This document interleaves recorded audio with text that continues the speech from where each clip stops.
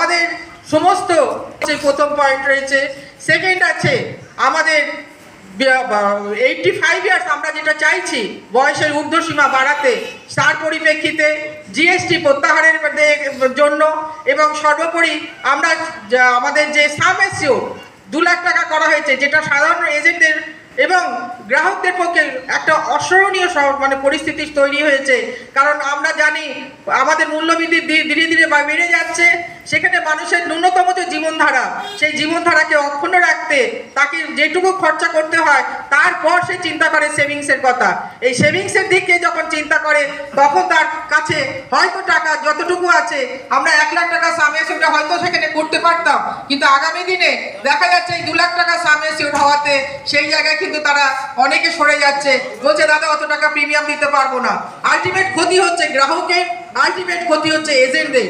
সুতরাং এই আইনটি এবং কেন্দ্রীয় সরকারের এই যে সাঁড়াশি আক্রমণ, তার বিরুদ্ধে আমরা প্রতিবাদ জানাচ্ছি। আমরা প্রতিবাদ অক্টোবরেও জানিয়েছিলাম, কিন্তু সেক্ষেত্রে আমরা দিল্লিতে ধর্ণা দিয়েছি জানুয়ারি মাসে, কিন্তু সেখানেও আমাদের কনভারসেশনের এখনো পর্যন্ত হেলদোল হয়নি। আর তারই জন্য আমাদের এই বিক্ষোভের মাধ্যমে আমরা প্রকাশ করতে চাইছি যে আগামী দিনে আমাদের যে সংঘবদ্ধ আন্দোলন হবে তাকে ঠেকাতে কিন্তু আপনাকে রেহাই পাবেন না। কারণ আমরা এজেন্টটা 14 লক্ষ এজেন্ট যখন ঝাঁপিয়ে পড়বো, সেক্ষেত্রে আপনাকে কিন্তু সংযত হতে হবে, আপনার আইনকে পাল্টাতে হবে। আর তা না হলে কিন্তু জানবেন আগামী দিনের লড়াই আপনাদের বিশাল আকারে ধারণ করবে। আমরা এরপর যাচ্ছি মুম্বাইতে ডিসেম্বর মাসে, এবং সেখানেও আমরা এই প্রতিবাদ সভা করব। তারই প্রস্তুতি আমরা এই আজকের দিন থেকে শুরু করলাম।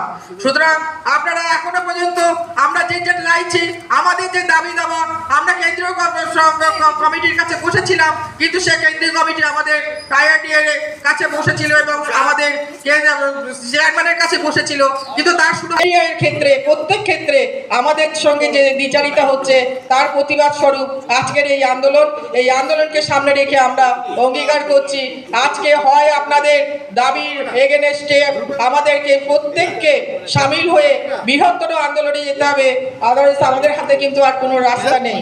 তাই বন্ধু, যে জমায়েত আজকে আমরা হয়েছি, যারা আছি এবং যারা এখন আজকের দিনে আমরা যারা বুঝতে পারছি না যে আসার প্রয়োজন ছিল, আমি সবার উদ্দেশ্যে বলছি সংঘবদ্ধ হতে হবে। সংঘবদ্ধতার মাধ্যমেই কিন্তু আগামী দিনে আমরা আমাদের দাবিকে ছিনিয়ে নিতে পারবো। এই বক্তব্য রেখে সংক্ষিপ্ত আমি আমার বক্তব্য শেষ করলাম। ধন্যবাদ।